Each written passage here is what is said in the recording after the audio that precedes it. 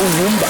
Afọ ni mbona gara aga ka ọ na-abụ anọkọta etu a otu onye eme vidio ọ sị n'ụbọchị tata na anyị chọrọ ịgwa ndị zoo na anyị chọrọ ịgwa ndị security ndị zoo na na-eme nke a onye apụtakwa n'ezi she onye ọbụla na-atụsasị na-akọ onye anyị niile egwu n'ahụ asị na achọrọ igbu ndị Fulani na ndị Fulani na-eme anyị nke a na na-eme anyị nke a na-akọ onye anyị egwu n'ahụ anyị wee kweta ga-apụtakwana anọkọta ofu ekperima n'ebe ọ nọ asị n'abalị 3 15 16 17 onye apụtakwara na ihe pụta ihe emeghị nke a oru mgbe ahụ ndị oshi ndị anyị ma ama dịka ndị oshi n'etiti anyị enwere egbe pụọ na-aga ezu oshi n'ala Igbo wee hapụ ha.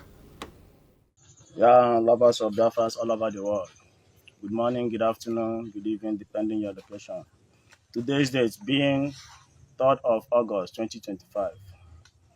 Please, if you get this information, please help me and share it so that if you have a brother or sister living in Okigwe, like this assist I'm going to show you now, I'm going to mention now. This assist like Ebletiti, Ako, Omolol, Ihube, all these places in Okigwe. Please, if you have a brother living there, please tell them Shupake there is a very serious war going on in Okigwe right now. Please, this video I'm going to show you now, just watch and see how the war have been going on. And now, currently now, there's a good achievement from Biafra Liberation Army that have neutralized the Zeus terrorists. Comment, just watch this video, comment and share, please. Don't hesitate to comment. Don't hesitate to love your brother. Don't hesitate to support Biafra Liberation Army.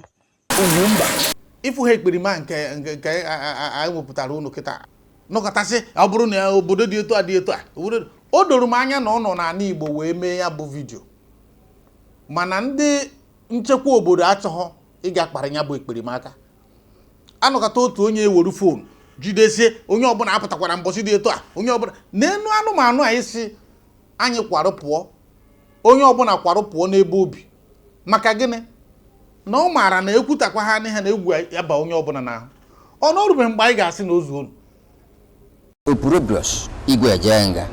enwere mgbe ndị World Igbo Congress nọkọtara si tụwa ego a ga-eji mee ihe sekuriti si tụwa ego onye ọbụla tụta ego ka mere amarịta a ga-esi chekwa ala Igbo ka emechara ya gịnị mere kedu nchekwa echekwara ala Igbo echere m na otu ihe na-enye anyị nsogbu dịka ndị Igbo bụ ya bụ nkwenye na mmetụta ọ na-emetụ anyị n'obi na mgbe ọbụla akpọrọ afa Biafra.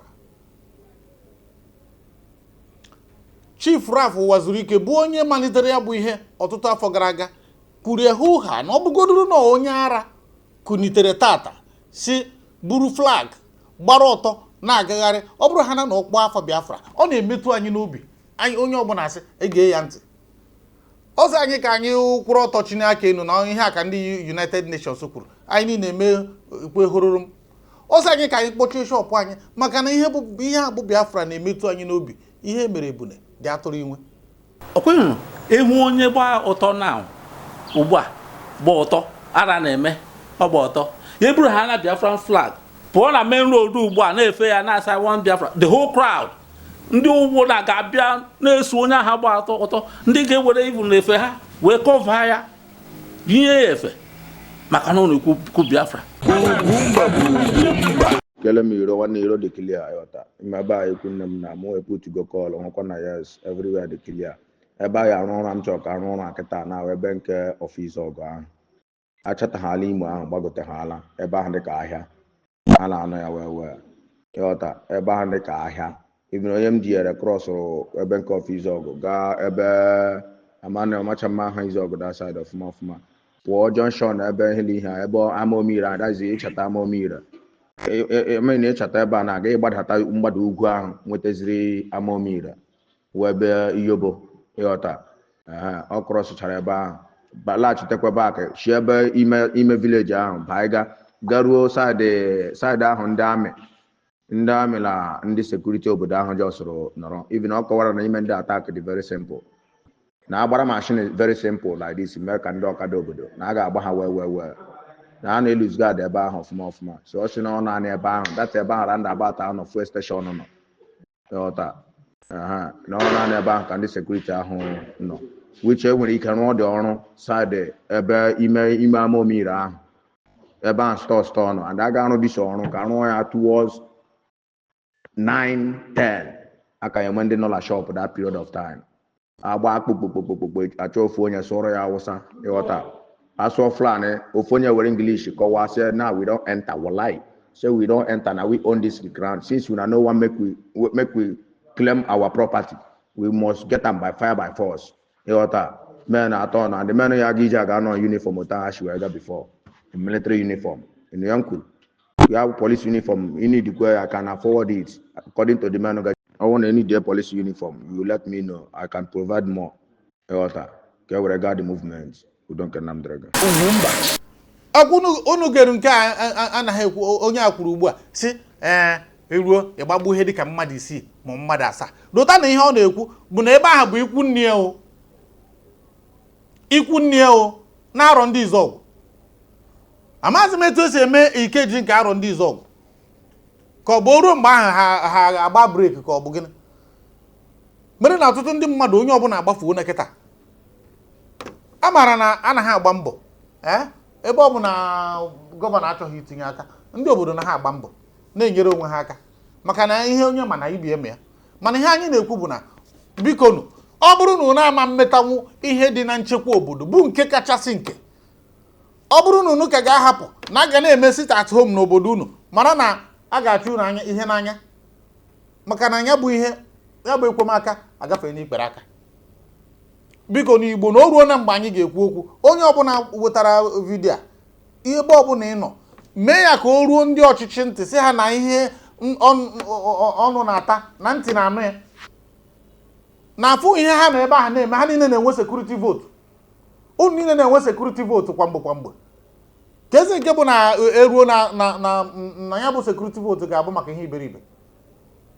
Ya bụ ihe ọ na-atụ anyị n'anya na ọtụtụ mmemme a na-akpọ ndị Ugwumba n'ụba a na-eme nke ebe a na na-eme nke ebe a ọkwa aba ha Ọgọst eji eme iri ji.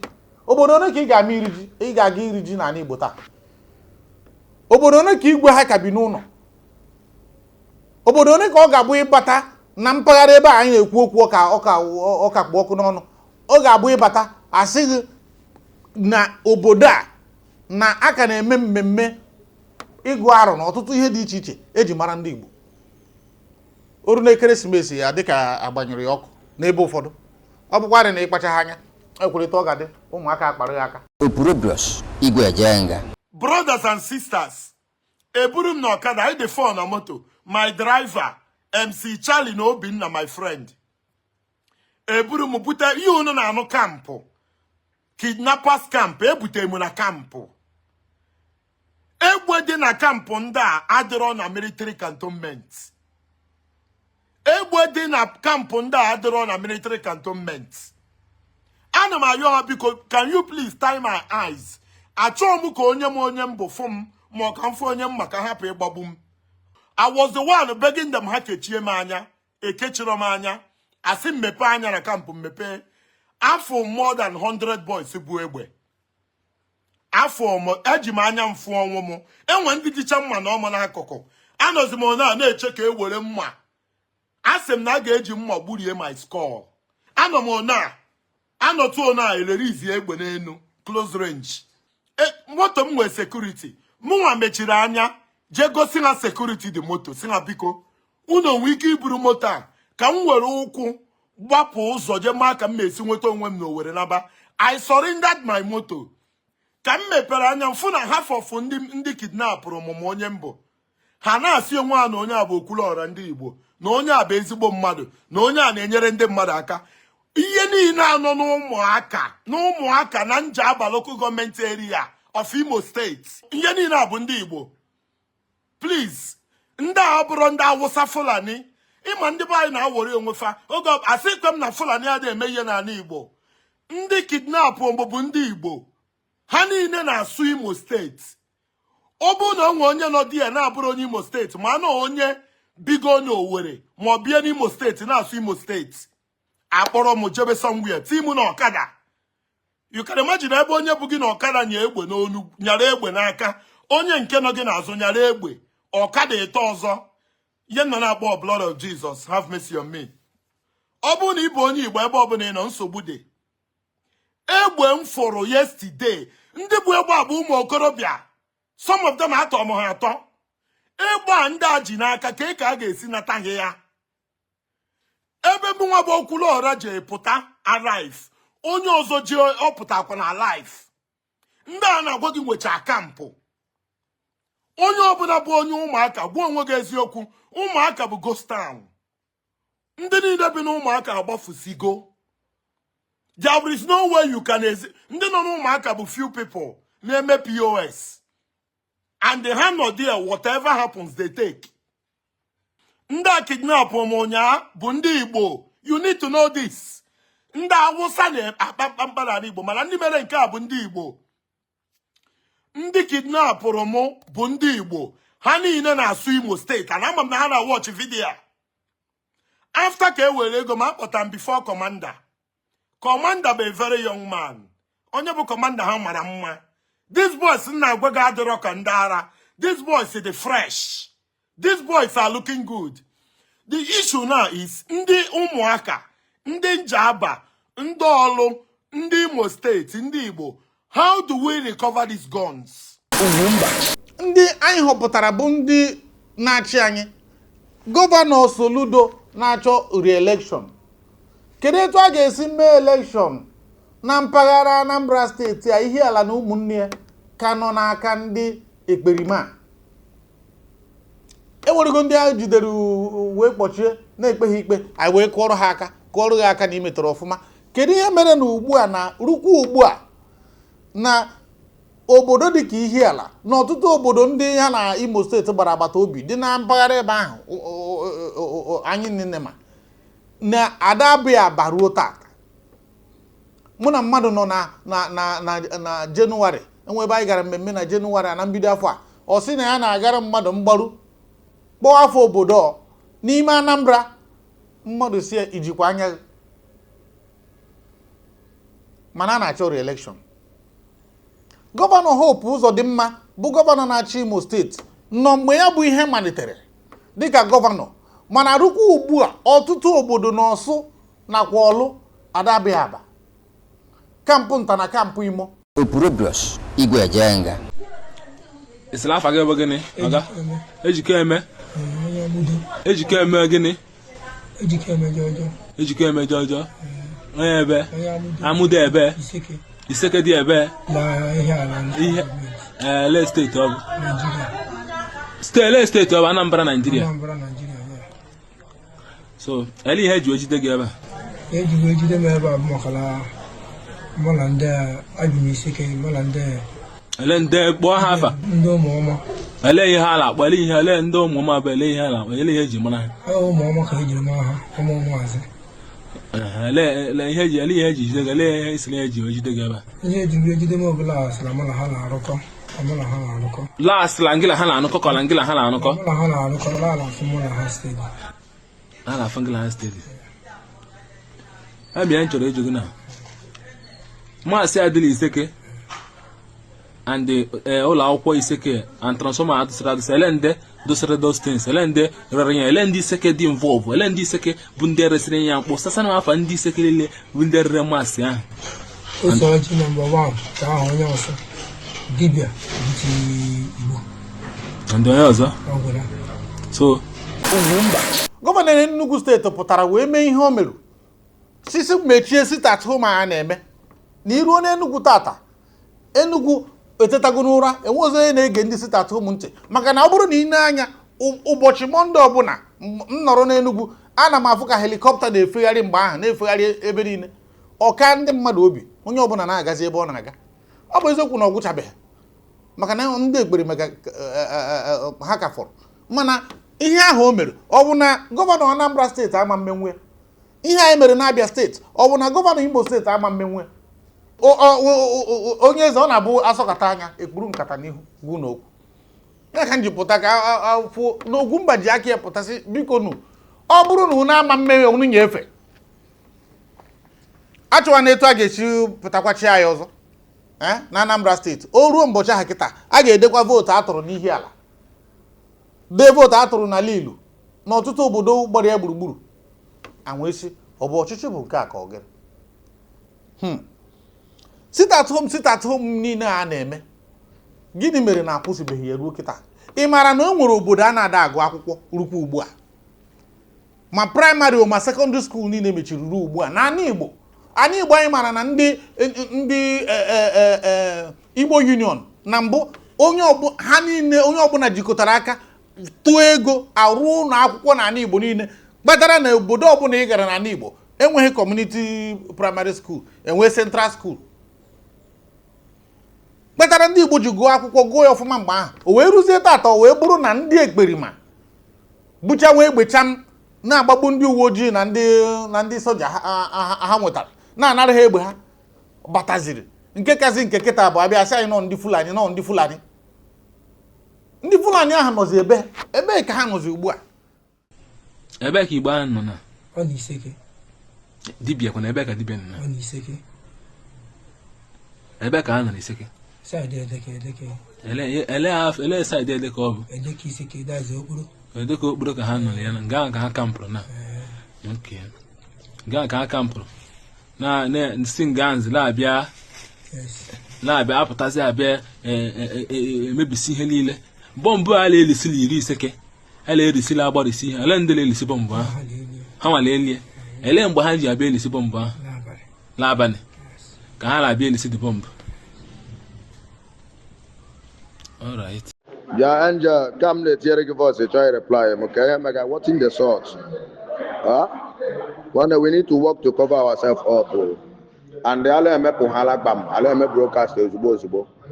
The time when you can come up on our last one, I can come up and make broadcast. I can come up by myself and make the broadcast. She make a sure I'm on Mamu. Ogodi Guahagua, Ogodi Muddy is the game now, Ogodi Muddy is all we see. Release your phone, camera 7. Release here without sorry, on your cousin with English. Una say we no go agree, una no go agree to give us our land. Now plan we don't come to claim what that belongs to us. The Rebecca, why on your happy, I'm more happy I was on your car gaga kowaze home. I had the game now, final game I'm going to na. Uche there. Biko orugo mgbe ya bụ ihe anyị ga-atinye ọnụ na ọ bụrụ na anyị nwa bụ ndị Igbo kweriri na etu a na-achụ anyị n'ebe dị iche iche erute na Lagos a na-eme kpurukpuru ndị Igbo mere nke ndị Igbo mere nke na anụbụ unu ebezi ka anyị ga-ana ndị gọvanọs ebe ndị ka anyị ga-ana na ọ bụrụ na rukwu ugbu a na ọtụtụ ndị mmadụ enweghị ike ịga na eme ozu na be ha ma ọ bụ mmemme eze apụta na bie eze apụta waji na-emechie n'ụmụ mmemme a dị iche iche. Onye eze obodo bizi na Lagos akpọ ya mitin n'Ọka ọga, akpọ ya mitin n'Imo steeti ọga, akpọ ya mitin ebe ọbụla ọga, mana Lagos ka obi. Ụfọdụ bi na Abuja, ụfọdụ gbapụta n'Enugu maka na emechatara nke Enugu. Alizi irute n'Enugu kịta ị nwere ike ịṅụtụrụ mmiri tọgbọ iko. Ọ dịbụghị etu ahụ na mbụ. Enweburu mgbe ha batara a na-akpọ nọ ndị Fulani Ugwumba. Ya bụ biko na ndị a na-cheru na uwezuo nara ha maka na ha hapụrụ ime ụlọ ebe ndị Igbo na-ebi wee baa ime ọhịa. Ofu ụbọchị a ga-achụ unu ihe n'anya. Ndị a mere na ya ọtụtụ ihe ndị Igbo anyị ụmụ ihe mmesara ahụ ma obodo na-agba bọọlụ na Disemba na-enweghịzi onye na-anata tata. Otoro ga-agbagbusicha unu. Ara ga-apụcha unu. Ma unuwa ma ndị niile kwenyere ma ndị ezinụlọ unu kwenyere n'ihe unu na-eme. Nke bụ na eruzie kịta ndị POS marụ na ndị akwa ndị a na-akpọ ha ndị ụmụọma na ndị akwa ndị ụmụọma abịa ha nwechara ma ndị oyiwanyị. Ọ bụrụ na ndị gọọmenti site na nke etiti eme n'ihe ya bụ inye aka ka egbochie maọbụ ka awụda ya bụ ihe gbasara nchekwa na-adịghị n'ala Igbo, na ndị polisi na ndị amị nọ n'ala Igbo ga-abụ sọsọ ịdị na-anọ n'ogologo ụzọ na-anatụ 200 naira 500 naira na-akwụchisi moto ụzọ na-eme ka onye karịa ịgba fuel 10 naira gbazie nke 50 naira maka na bọs stọpụ ọbụla na ị ga na-akwụsị ka a na-emeghị chekọp. Mana a maara ebe ndị a na-eme ihe na nọ. Biko o ruo na mgbe anyị ga-ekpopụta n'igwe otu ụbọchị si ha mba n'ozonu. Ana m